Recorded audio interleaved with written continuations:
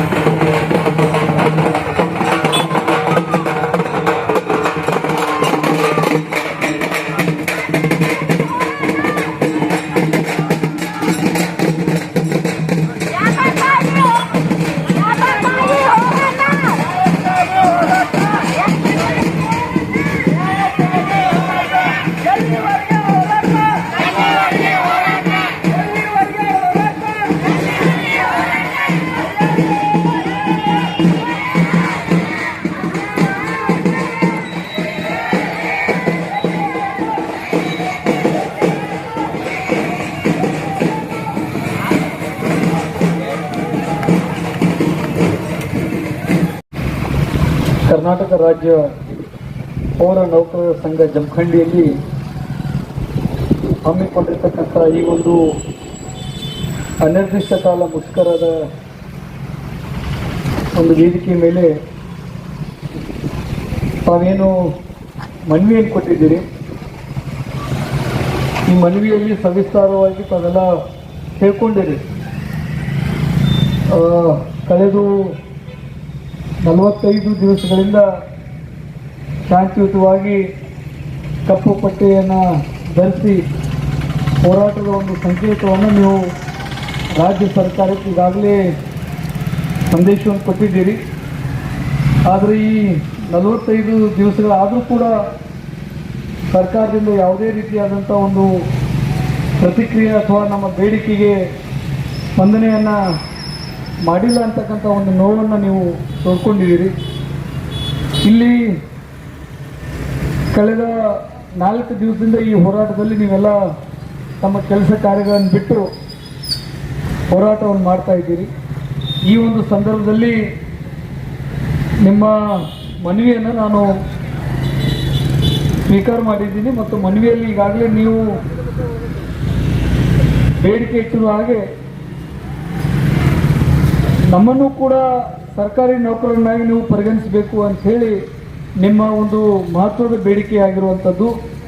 ಯಾವ ರೀತಿ ಇತರೆ ಇಲಾಖೆಗಳಲ್ಲಿ ಸರ್ಕಾರಿ ನೌಕರ ಅಂತ ಹೇಳಿ ನೇಮಕ ಮಾಡ್ತಾರೆ, ಅದೇ ರೀತಿ ನಮ್ಮ ಪೌರ ಕಾರ್ಮಿಕರನ್ನು ಕೂಡ ನೇಮಕ ಮಾಡಬೇಕು. ನಮ್ಮ ನಗರಸಭೆಯಲ್ಲಿರುವಂಥ ಕಾಂಟ್ರಾಕ್ಟ್ ಬೇಸ್ ಮೇಲೆ ಇರುವಂಥ ಕಂಪ್ಯೂಟರ್ ಆಪ್ರೇಟರ್ಗಳಾಗಿರ್ಬೋದು, ವಾಹನ ಚಾಲಕರಾಗಿರ್ಬೋದು, ಈ ವಿದ್ಯುತ್ ದೀಪದ ಕಂಬಗಳನ್ನು ಮೇಂಟೈನ್ ಮಾಡುವಂಥ ಜನರಾಗಿರ್ಬೋದು, ಅಥವಾ ಈ ಕುಡಿಯುವ ನೀರಿನ ವ್ಯವಸ್ಥೆ ನಿರ್ವಹಣೆ ಮಾಡುವಂಥ ನೌಕರರಾಗಿರ್ಬೋದು, ಇವರೆಲ್ಲರೂ ಕೂಡ ಸರ್ಕಾರಿ ನೌಕರರನ್ನಾಗಿ ಪರಿಗಣಿಸಿ ಎಲ್ಲ ಸೌಲಭ್ಯಗಳನ್ನು ನಮಗೂ ಕೂಡ ಒದಗಿಸಬೇಕು ಅಂಥೇಳಿ ಏನು ಇವತ್ತು ನೀವು ಬೇಡಿಕೆ ಇಟ್ಟಿದ್ದೀರಿ, ಇದು ಬಹಳ ಸೂಕ್ತವಾದಂಥ ಬೇಡಿಕೆ, ನ್ಯಾಯಯುತವಾದಂಥ ಬೇಡಿಕೆ ಅಂಥೇಳಿ ನಾನು ಕೂಡ ಈ ಒಂದು ಹೋರಾಟದಲ್ಲಿ ನಿಮ್ಮ ಪರವಾಗಿ ಬೆಂಬಲವನ್ನು ಸೂಚಿಸಲಿಕ್ಕೆ ಬಂದಿದ್ದೀನಿ ಅಂತ ಹೇಳಿ ಇದರಲ್ಲಿ ಭಾಗಿಯಾಗಿ ಆ ಕೆಲಸವನ್ನು ಸ್ತಬ್ಧಿಟ್ಟಿದ್ದೀರಿ.